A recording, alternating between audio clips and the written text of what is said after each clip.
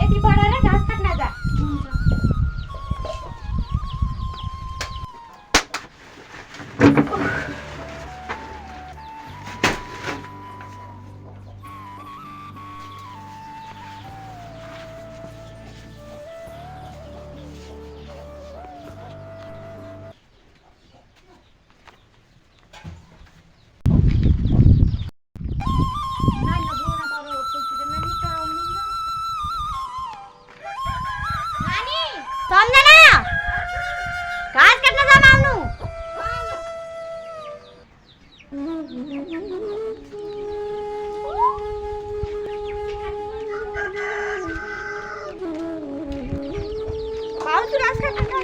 त्यही तल बारीतिर जाऊ न।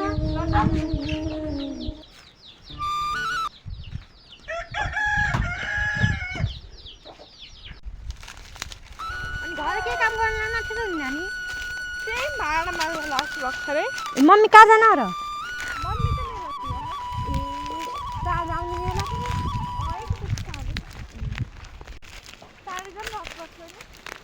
फेरि आमाले नानी फेरि गएर आमाले गाली गर्नुहुन्छ। अनि ठुलो मम्मी सन्चै सन्चै हुनुहुन्छ। ऊ युरी काट्यो नि त भाउले।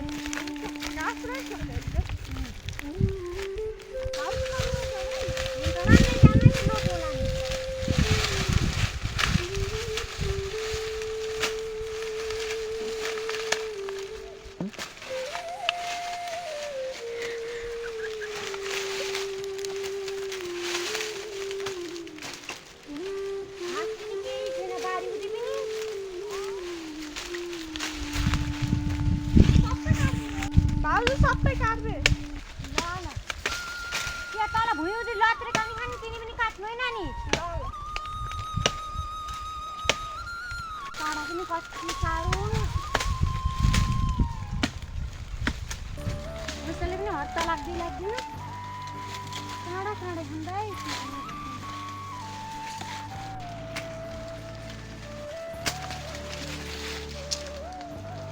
काँडा खाने के काट्ने घाँस पनि छ। रुखमा नि पुरै काटेर भ्याइयो। राम्ररी काट्नु है नानी। ल ल चिन्ता नगर्नु। ल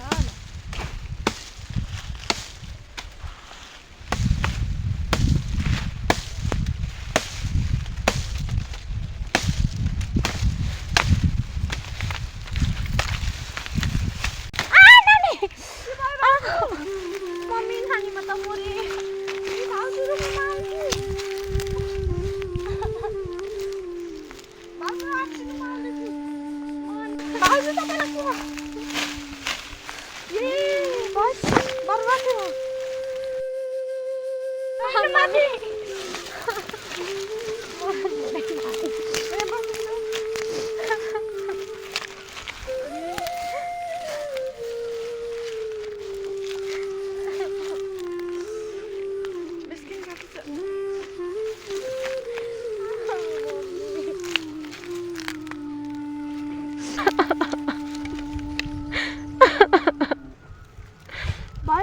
नातिनी बाजु मन बन्द गर्न के बिग्रेर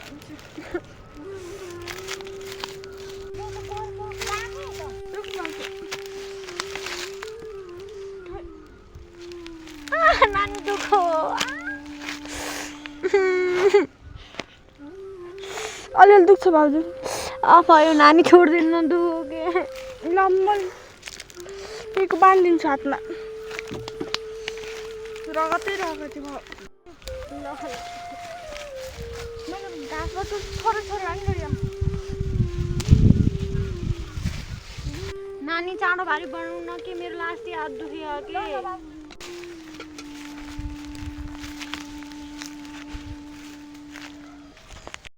छोरी बाउ तपाईँको हात थाहा छ। अब त्यहाँ खोज्छर बाँध्नु यहाँ मैले ल। नानी केही न थोरै भने आफूले हात कस्तो दुखिरह।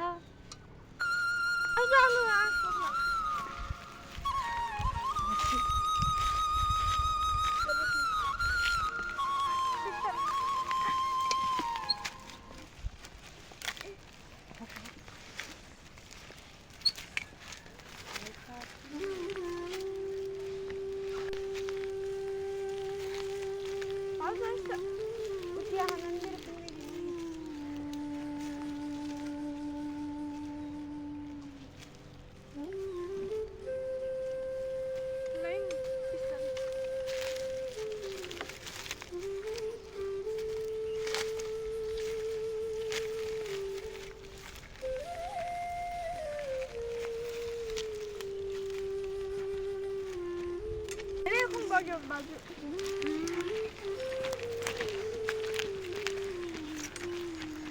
आमाले फेरि थोरै घाँस ल्यायो भनेर गाली गर्नु नि होला कहाँ छोडिदिनु जामा हात काट्दा पनि यत्रो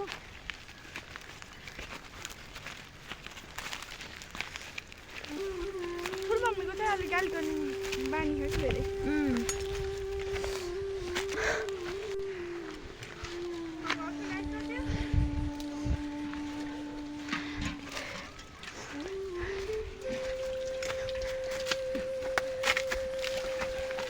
ल नानी राम्रै जानु है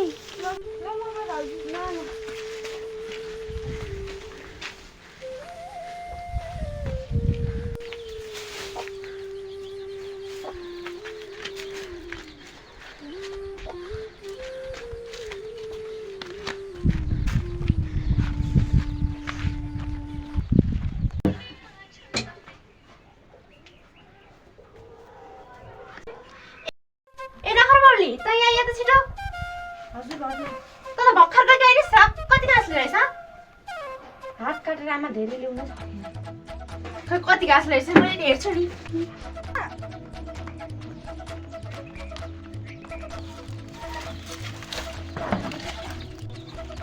यो घाँस हेर यति छ यो घाँस त भैँसीले एकै घाँसमा भ्याउँछ यो अलक्षिने आफ्नो मात्र खाएर जाने भैँसीलाई केही दिँदैन यति घाँस लिएर आएर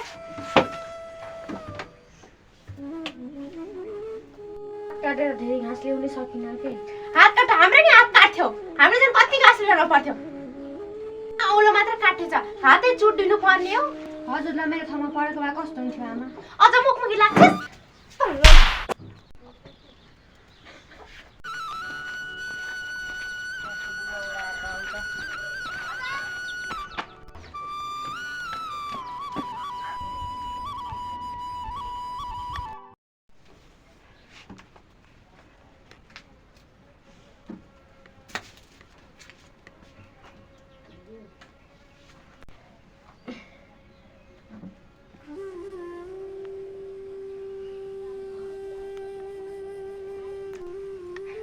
आमा यो कसको खुन तेरी आमाको होला के रे भर्खर घाँस काटेर यति घाँस लिएर आइए त्यही हात काटे भन्दै आइए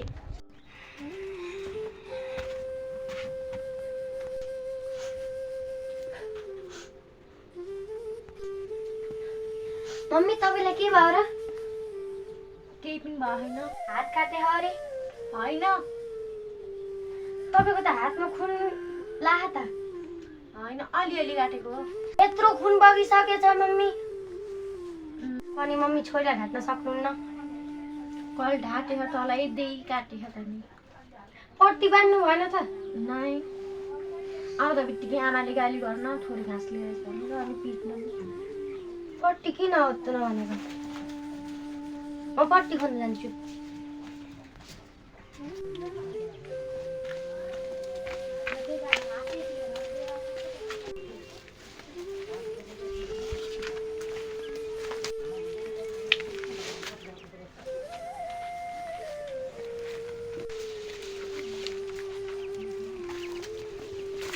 मम्मीले नै बाख्रा भइसक्यो घाँसै राखिदिनु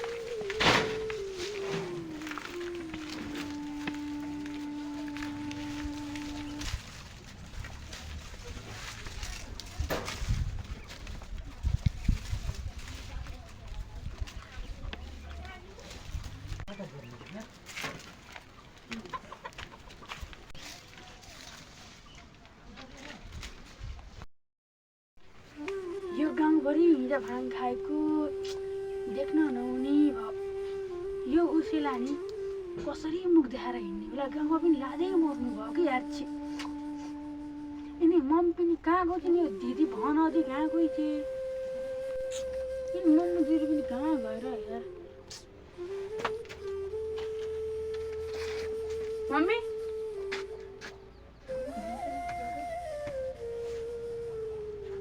छैनन् भाइ अब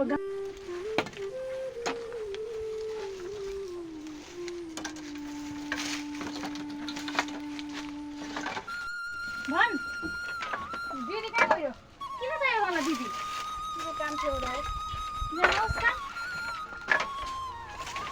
भोक लाग्यो मम्मी हिजो खायो लास्किरी तर घिच्यो लास्किरी के भोक लाग्दैन र हिजो जे जे गरे सरी के मम्मी मलाई थाहै थिएन मैले जे जे भयो के मलाई भोक लाग्छ भात दिन्न दिन्छु अब तँलाई मैले भात नाइका दिन्न प्लिज हिजो के भयो नाटक नगर्नुहोस् त प्लिज के मम्मी हिजो जे जे भयो के भात मलाई दिन्न भोक लाग्यो कति भोक लाग्यो के मम्मी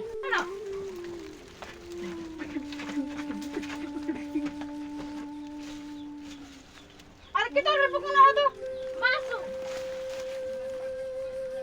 मासु कति पछि त म हात धराउँछु मासु खाने मासु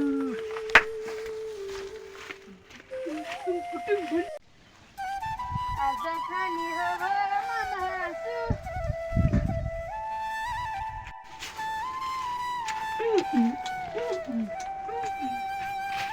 मासु मारेको कोमरीको तरकारी खान्न मैले पनि खानुस् खान्न मात्रै कोमलीको मासु ल छ खाने के गर्ने खाम के हुन्छ त कबाली त मिठो खोइ दिनु पस्किदिनु खाम किन त लाग्छ त फेरि हैन मासु भाइ खाने तरकारी भाइ नखाने हो र तेरो बाबुले पैसा पठाइदिए र मासु खान ल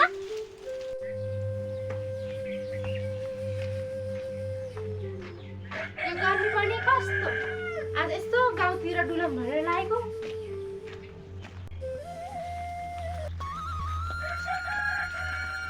नमस्ते नमस्ते सीता है त खै खाएन मासु त सीता बोली पनि कति यहाँ कसैलाई के तनाव छ मान्छेलाई सोध्दै हिँडे खाने त्यसले पनि कति न भुलाएको म यहाँ कति न भुले सम्झनी कति बिसायो नि कस्तो टाउको दियो मम्मीले कति गाली गर्नु नि यत्रो बेर कहाँ बोलिसक्नु र